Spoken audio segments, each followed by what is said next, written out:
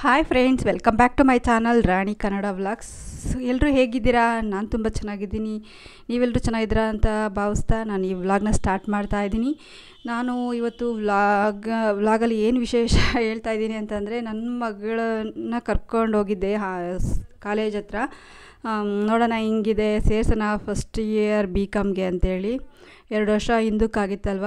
ನೋಡೋಣ ಇನ್ನು ಮುಂದಕ್ಕೆ ಹೆಂಗಾಗುತ್ತೋ ಗೊತ್ತಿಲ್ಲ. ನಾನು 10ನೇ ತಾರೀಕು 11ನೇ ತಾರೀಕು ಮೇಲೆ ಯಾವುದೋ ಇದು ಪರ್ಟಿಕ್ಯುಲರಾಗಿ ಡಿಸಿಷನ್ ತಗೊಳ್ಳೋದಕ್ಕೆ ಸಾಧ್ಯ ಅಂತ ನಂಗೆ ಅನಿಸುತ್ತೆ. ಅದಕ್ಕೆ ಯಾವುದು ಗ್ಯಾರಂಟಿನೂ ಹೇಳೋಕ್ಕಾಗ್ತಾಯಿಲ್ಲ.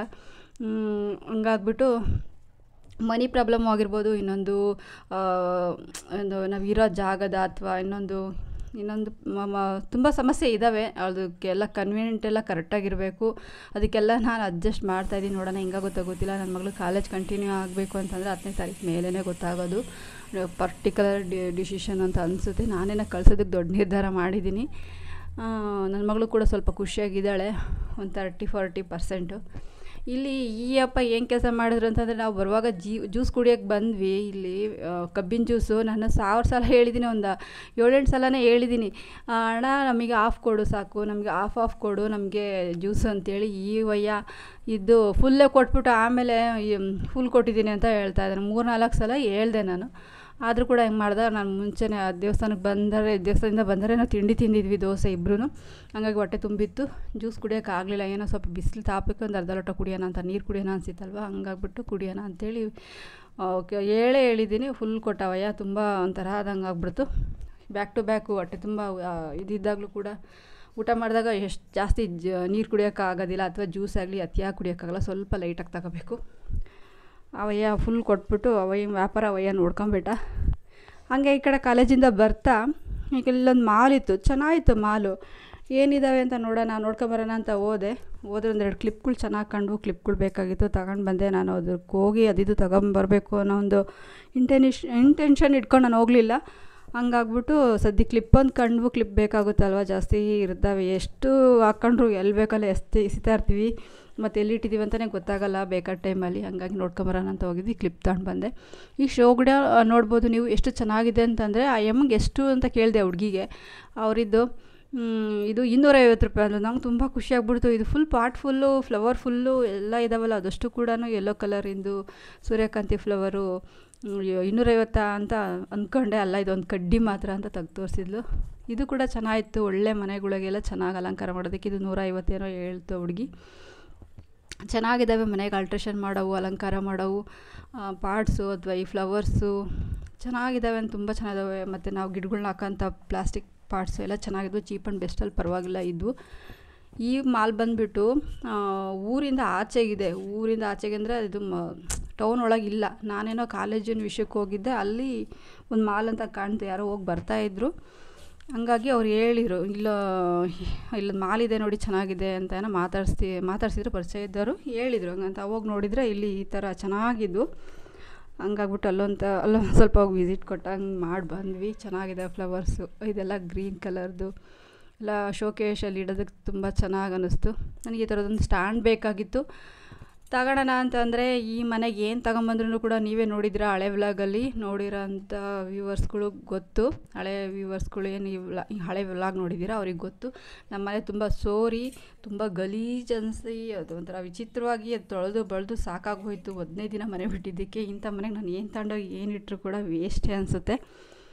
ಹಂಗಾಗಿ ನಾನು ತಲೆ ಕೆಡ್ಸ್ಕೊಳಕ್ಕೆ ಹೋಗಲ್ಲ. ಅಡುಗೆ ಮನೆಗೆ ಜಾಸ್ತಿ ಏನು ಬೇಕೋ ಅಷ್ಟೇ ಅಡುಗೆ ಮಾಡೋದಕ್ಕೆ, ಏನು ಪ್ಲೇಟು, ಪಾತ್ರೆ, ಚೊಂಬು, ಲೋಟ ಅಷ್ಟೇ, ಏನು ಬೇಕೋ ಅಷ್ಟೇ. ಅಲಂಕಾರಕ್ಕೆ ನಾನು ಏನೂ ಮಾಡೋಕ್ಕೆ ಹೋಗಲ್ಲ. ಯಾಕಂದರೆ ಇದು ಬಿದ್ದೋಗೋ ಮನೆ ಇದ್ದಂಗಿದೆ. ಸ್ವಲ್ಪ ಏನು ತಗೊಂಬಂದ್ರು ಕೂಡ ಧೂಳು ದುಮ್ಮಿ ಆಗಿ ಕೂತ್ಕೊಳುತ್ತೆ. ವಾಶ್ ಮಾಡಿ ಸಾಕಾಗೋಗ್ಬೇಕು. ಹಂಗಾಗಿ ನೋಡೋದಕ್ಕಾದರೂ ಹೋದೆ, ಕಣ್ ತುಂಬ ನೋಡ್ಕೊಂಡಾದರೂ ಬರೋಣ ಅಂತ.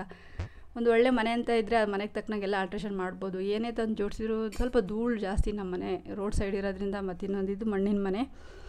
ಇದು ನಮ್ಮ ಮನೆ ಆ ಕಡೆ ಪಕ್ಕದ ಮನೆ ಬಿದ್ದೋಗಿದೆ, ಅದು ನಮ್ಮದೇ ಸ್ವಂತ ಮನೆ.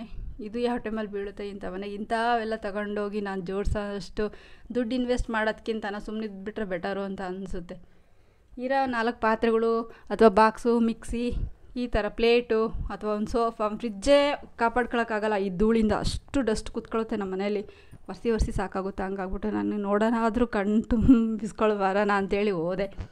ಸಂತೋಷ ಪಟ್ಕೊಂಬರೋಣ ಅಂತ. ಅಟ್ಲೀಸ್ಟ್ ನಮ್ಮ ಮನೆಗೆ ಒಳ್ಳೆ ಮನೆ ಮಾಡಿಕೊಂಡು ಇದೆಲ್ಲ ಮಾಡೋದು ತುಂಬ ಲೇಟ್ ಅನಿಸುತ್ತೆ. ಹಂಗಾಗಿ ನೋಡ್ಕೊಂಬರೋಣ ಅಂತ ಹೋದೆ. ಚೆನ್ನಾಗಿದ್ವು. ನೀವು ನೋಡ್ಬೋದು ಬುದ್ಧ ಎಷ್ಟು ಚೆನ್ನಾಗಿದೆ. ಅದು ಏನು ಅಂತಲೇ ನಂಗೆ ಗೊತ್ತಾಗಲಿಲ್ಲ. ಅದು ಶೋಗಿಡೋದೋ ಅಥವಾ ಏನು ದುಡ್ಡು ಹಾಕೋ ಕಾಯಿನ್ ಬಾಕ್ಸೋ ಅಥವಾ ಪಾಟ್ ಅಂತ ನನಗೆ ಗೊತ್ತಾಗಲಿಲ್ಲ. ನೋಡೋಕೆ ತುಂಬ ಚೆನ್ನಾಗಿತ್ತು. ಒಳ್ಳೆ ಮನೆ, ಬಿಲ್ಡಿಂಗ್ ಮನೆಗಳಿಗೆ ಚೆನ್ನಾಗಿರುತ್ತೆ. ತಗೋಬೋದು. ಒಂದು ಶೋಗೆ ಅಲಂಕಾರವಾಗಿ ತುಂಬ ಚೆನ್ನಾಗಿ ಕಾಣುತ್ತೆ.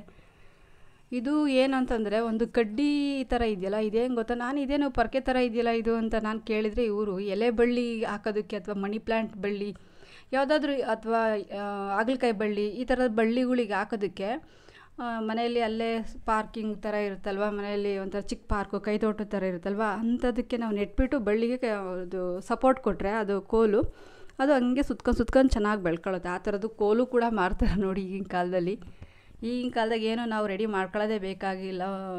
ದುಡ್ಡು ಒಂದು ಇದ್ಬಿಡ್ತು ಅಂತಂದರೆ, ಟ್ಯಾಲೆಂಟ್ ಒಂದು ಇತ್ತು ಅಂತಂದರೆ ಚೆನ್ನಾಗಿ ಹೆಂಗೋ ಎಲ್ಲ ಲೀಡ್ ಆಗುತ್ತೆ ಅನಿಸುತ್ತೆ. ಈಗಿನ ಕಾಲದಾಗ ಆ ಥರ ಎಲ್ಲ ಬಂದುಬಿಟ್ಟಿದ್ದಾವೆ. ಏನು ನಾವು ಕೈಯಿಂದ ಮಾಡ್ಕೊಳ್ಳೋಂಥದ್ದೇನು ಇಲ್ಲ ಅಂತ ಅನಿಸುತ್ತೆ ಜಾಸ್ತಿ.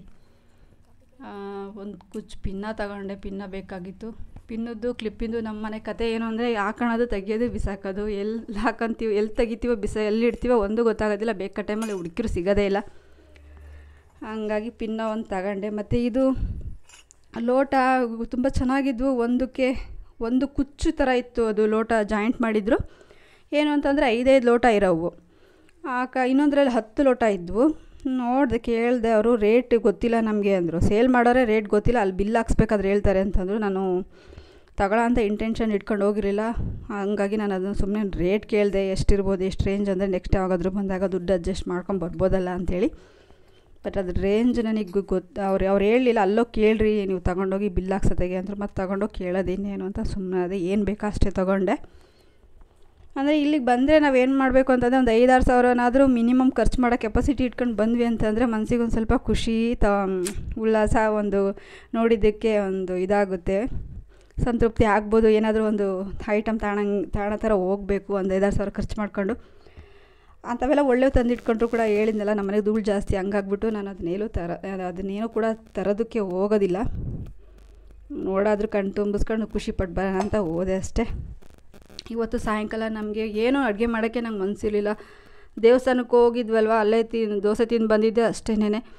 ಇಲ್ಲಿ ಏನು ಮಾಡೋದಕ್ಕೂ ಏನೂ ಇರಲಿಲ್ಲ. ಕರೆಂಟ್ ಕಲೆಕ್ಷನ್ ಇನ್ನು ಹೋಗೋದು ಬರೋದು ಮಾಡ್ತಾಯಿತ್ತು. ಕೊಟ್ಟಿದ್ದು ತರಕಾರಿ ಏನೂ ತಂದಿರಲಿಲ್ಲ. ಕರೆಂಟ್ ಕಲೆಕ್ಷನ್ ಕೊಟ್ಟಿದ್ದರು. ಅದು ತರಕಾರಿ ನಾನು ನಾಳೆ ಶನಿವಾರ ಶನಿಮಹಾತ್ಮ ದೇವಸ್ಥಾನಕ್ಕೆ ಹೋಗ್ತೀನಲ್ಲ, ಅಂದವೇ ತಗೊಂಬರೋಣ ಅಂತೇಳಿ ಇವಳನ್ನು ಕರ್ಕೊಂಡಲ್ಲೆಲ್ಲ ಎಲ್ಲಿ ತಿರ್ಗಾಡೋದಂತ ಹೋಗಲಿಲ್ಲ, ನನ್ನ ಮಗಳನ್ನ ಕರ್ಕೊಂಡು. ಹಂಗಾಗಿ ಯಾವುದೇ ಏನು ಐಟಮ್ಸ್ ಜಾಸ್ತಿ ತರಲ್ಲ. ಹಂಗೆ ಅನ್ನ ಮೊಸರು ಕಲ್ಸ್ಕೊಂಡು ಊಟ ಮಾಡ್ತಾಯಿದ್ದೀವಿ. ಇವತ್ತಿನ ಸಾಯಂಕಾಲದ ಊಟ ಅಂತ ಅನ್ನ ಮೊಸರು. ಹೊಟ್ಟೆ ತುಂಬ ಹಶ್ವಾಗಿತ್ತು, ಊಟನೇ ಬೇಡ ಅಂತ ನಂಗೆ ಆಗೋಗಿತ್ತು. ಅಲ್ಲೆಲ್ಲ ಸುತ್ತಾಡಿ ಕಾಲೇಜು ಅದು ಇದು ದೇವಸ್ಥಾನ ಹತ್ತಾಯ್ತಾ ಸ್ವಲ್ಪ ಓಡಾಡಿದ್ವಿ. ಇನ್ನೊಂದು ಬೇರೆ ಪರ್ಸ್ನಲ್ ವಿಷಯ ಇತ್ತು. ಅದು ಯಾವಾಗ ರಿಲೀವ್ ಮಾಡ್ತೀನಿ ಅಂದರೆ ಸಕ್ಸಸ್ ಆದಾಗ ರಿಲೀವ್ ಮಾಡ್ತೀನಿ. ಅದನ್ನು ಈಗ ಹೇಳೋಕ್ಕಾಗೋದಿಲ್ಲ. ಅದಕ್ಕೆಲ್ಲ ಓಡಾಡಿದ. ಅದಕ್ಕಾಗ್ಬಿಟ್ಟು ನನಗೆ ಸ್ವಲ್ಪ ಸಾಕಾದಂಗೆ ಆಯಿತು. ಊಟನೇ ಬೇಡ ಅನ್ನಂಗಿದ್ದೆ. ಹೊಟ್ಟೆ ತುಂಬ ಹಶ್ವಾಯ್ತು. ಆಮೇಲೆ ಅನ್ನ ಮೊಸರು ಕಲ್ಸ್ಕೊಂಡು ಊಟ ಮಾಡ್ತಾಯಿದ್ದೀವಿ. ಓಕೆ ಫ್ರೆಂಡ್ಸ್, ನನ್ನ ಈ ಒಂದು ವಿಡಿಯೋ ನಿಮಗೆ ಸ್ವಲ್ಪನಾದರೂ ಇಷ್ಟ ಆಗಿದೆ, ದಯವಿಟ್ಟು ಲೈಕ್ ಮಾಡಿ, ಶೇರ್ ಮಾಡಿ, ಕಮೆಂಟ್ ಮಾಡಿ, ಹಾಗೆ ಸಬ್ಸ್ಕ್ರೈಬ್ ಆಗೋದನ್ನು ದಯವಿಟ್ಟು ಮರಿಬೇಡಿ ಅಂತ ಹೇಳ್ತಾ ಮತ್ತೆ ನೆಕ್ಸ್ಟ್ ವ್ಲಾಗಲ್ಲಿ ಸಿಗ್ತೀನಿ. Okay, take care, bye, love you all.